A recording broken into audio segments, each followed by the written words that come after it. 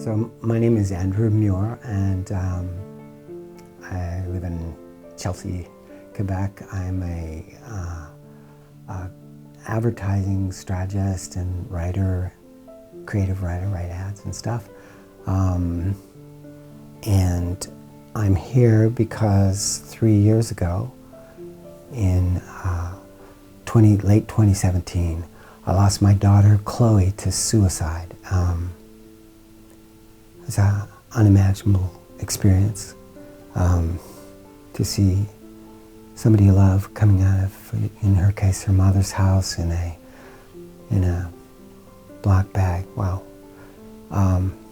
She was not willing to go near a medical professional, and so trying to get her help was quite a process and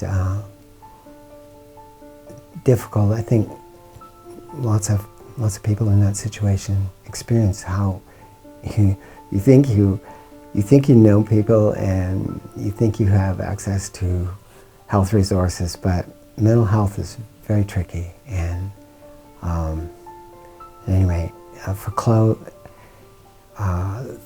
her psychosis was not treated, and she committed suicide after about 6 or 7 months of really deteriorating mental health. In a state of remission for about 5 years, done all kinds of big things, started a company, upcycling company, started a website for vintage photography, and had a lovely apartment with her boyfriend in Montreal, and was having a great life, it seemed. And the periods of depression that she'd experienced as a teenager and young adult seemed to have left her alone. So she seemed to be really on the good foot, and then she's gone. And Chloe was kind of an amazing person, kind of a very large character, you could say. She could turn on 1,000 watts of enthusiasm for almost anything, and she could turn on 1,000 watts of despair equally. She was a big character. She was funny. She was super smart. She was really somebody that make an impression on you, on the people who got her and the people who loved her. It was always kind of an adventure. What would be funny, what would unfold, whether she would tune in her kind of her perceptiveness and sensitivity. She could turn that on almost anyone and suddenly know the thing they really cared about and talk to them about it. And they would talk back, right? And it was like a magical thing. I could not do it. But she had that kind of, I guess, creative permeability, or whatever you would call it. That was an aspect of her personality that meant that often just an ordinary encounter would turn into something kind of extraordinary. Her death was like a giant hole in the universe. And I think that's true for any parent. You lose all kinds of stuff when you're Chloe's my only child. When she died, I wasn't anymore a parent. I wasn't, I didn't have anybody to look out for in that way. Lots of ways your sort of your identity and your experience of life just changes, not in a good way. In the weeks after my daughter's death, people were terrifically kind to me. I can't say enough about how kind they were. Really, people, my lovely neighbor sat with me for probably a whole day while I sobbed, and he kind of just absorbed all that, and then went home and made me dinner. People I didn't know helped me to arrange a funeral, and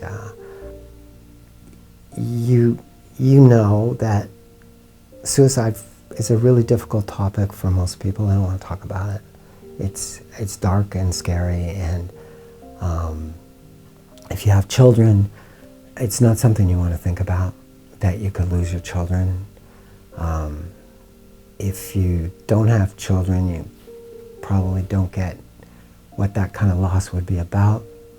And your guy friends, sadness and sorrow and grief and defeat and tragedy is not your regular topic for for your friends. I mean, it's all kind of offside. It's like the Shakespearean drama stuff.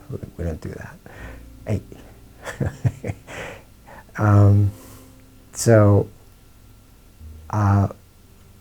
you really are dealing with that pretty much all alone. I guess about 6 months after my daughter died, I heard about BFO. I found out about BFO. I think because I saw the book. There's a book compiled by BFO members, and I was doing a lot of reading, and I came across that book, and or someone gave me that book actually, and I researched it and went to a meeting, an open meeting of BFO, and suddenly I was in a room full of people who had undergone an experience analogous or similar to my own. I've lost a close family member. Could have been it's a whole spectrum of the spectrum of loss is pretty wide, from wives and husbands and children and boyfriends and girlfriends and sisters and brothers and those intimate relationships that leave such a huge hole in your life, especially when they end suddenly. And that would seem strange, that being in a room full of incredibly sad and wounded and broken people would be helpful and reassuring. But it is, partly because those people get it, and you know they get it.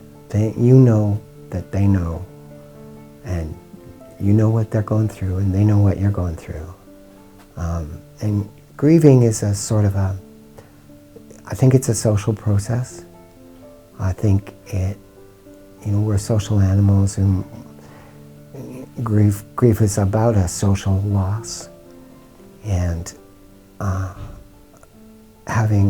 being able to share with other people or just listen to other people meets some of that need to be in to have a social expression of those feelings, which are really hard to express in any other context. And the other thing is that through BFO, and not right away, I went to several of those meetings, and sometimes I leave feeling kind of bummed out, like, God, these stories are so hard and difficult. But I would go back because I think it helped. It helped me. I went to one of the group sessions. I went to a group session. It's a smaller group with a group of individuals, so I got to know a little better and got to know their stories more intimately. And had the advantage of some support from the leaders of that group who are practiced at leading a group session and encouraging people to speak, and catching sometimes some elements of how grief, like any other emotion, can kind of get stuck, can get caught in knots.